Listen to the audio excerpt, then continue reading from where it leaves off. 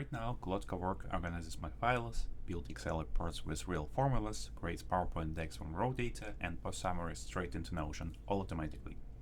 It draws Figma diagrams from plain text. It triages my inbox every morning and writes Gmail replies before I wake up. It runs scheduled research tasks on autopilot, and the report is waiting on my desktop when I sit down.